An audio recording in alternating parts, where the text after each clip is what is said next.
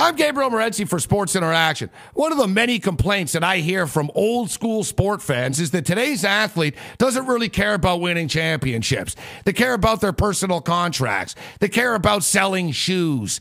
They care about making money. And while that's true 99.9% of the time, I think we might have found that 0.1%. It's hard to find, but it's there. And you know where it is? It's in the AFC. Familiarity breeds contempt, and contemptuous it's going to be this weekend as the Baltimore Ravens and the Pittsburgh Steelers throw it down just one win away for an opportunity to go to the Super Bowl. Now, these two teams don't like each other, and that's an understatement. There's bad blood. The word hate has been used, and I'd pay money to watch these two teams play ping pong with each other. You know, that's how competitive it will be. Now, this is a great rivalry. We've got the New York Jets and the New England Patriots that is turning into the bizarre with Wes Welker and all of his foot references. We got Antonio Cromartie calling Tom Brady an a-hole. That's pretty funny because I think that's what like the 8 women that Antonio Cromartie has had children with, says about Antonio Cromartie. But that's another story. Let's start with the Baltimore to Pittsburgh game.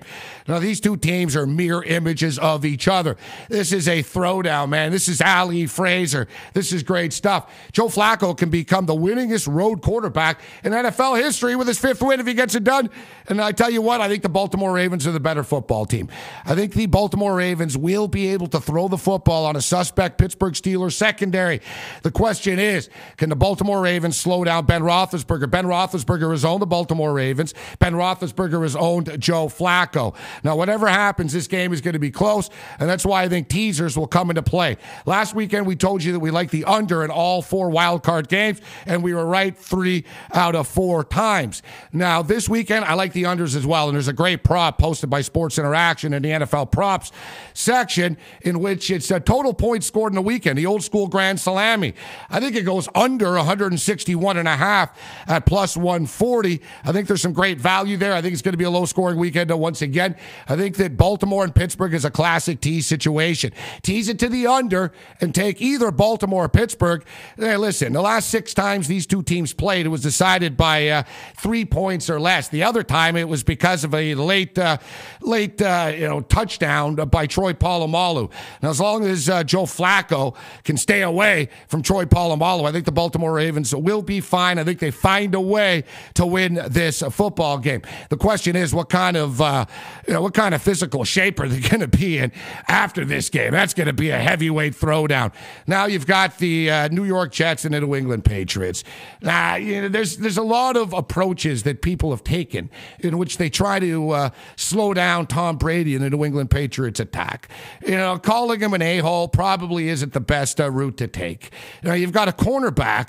This guy, Antonio Cromartie, he's not the smartest player in the league. He says he's not playing against Tom Brady. Yes, that's exactly who you're playing against, Tom Brady. And don't think that Brady isn't going to pick on Cromartie all day long. Now, Wes Welker does a press conference earlier this week and has 11 foot, toes, and feet references. Clearly a pot shot at Rex Ryan. Now, this thing's getting interesting. Now, Welker's got to be careful. Rex Ryan, of course, the son of Buddy Ryan. Now, Buddy Ryan's so crazy, he put out a bounty on a field goal kicker who missed a kick in the Pro Bowl and cost Buddy Ryan a winning bonus.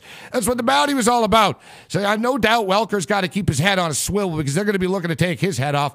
But when it's all said and done, the New England Patriots are going to be just too much. Tom Brady doesn't lose at home in the postseason. He's 8-1. Make it 9-1. The Patriots advance to the AFC Championship game.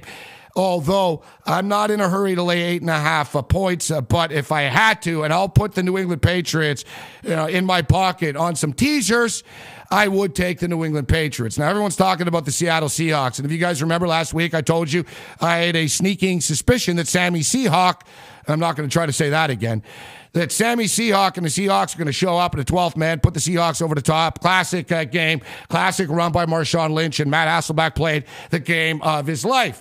It's a lot like the stock market. Now everybody's hopping on board of the Seattle Seahawk bandwagon right now. Well, I think you're all a day late and $1 short. I think there's a better chance that Chael Sonnen wins the Real Estate Agent of the Year award than the Seattle Seahawks beating the Chicago Bears the second time. And this is great stuff. This is the first time, actually, in both conferences that all these teams have played each other. We got division rivals playing in the AFC. Meanwhile, Seattle beat Chicago on October the 17th. You probably already know that. They sacked Cutler 6 times. They held him to a quarterback rating of like 45. Well, the Chicago Bears are a different football team than they were in October. And I'll tell you something. I'm not a meteorologist, and I don't want to be because they're always wrong. But I know it's going to be a hell of a lot colder this Sunday in Chicago. Schedule maker didn't do Seattle any favors by booking them early Sunday afternoon either. I like the Bears. Normally I don't like to lay double-digit points, but I will with the Chicago Bears. Green Bay and Atlanta, great game. I was on the Green Bay Packers earlier this year when they lost to Atlanta, and Aaron Rodgers, of course, fumbled on the goal line. Suddenly they found a ground game with Starks out of Buffalo. It'll be interesting to see if Starks can match his production that he did against the Philadelphia Eagles. I don't think so, but just like I like the Green Bay Packers quarterbacks against the Philadelphia Eagle wide receivers, I like the matchup once again. I think the physical Packer cornerbacks can contain Roddy White. I think they can stack the box, and the Green Bay Packer defense is a dominant one. They only give up 15 points a game.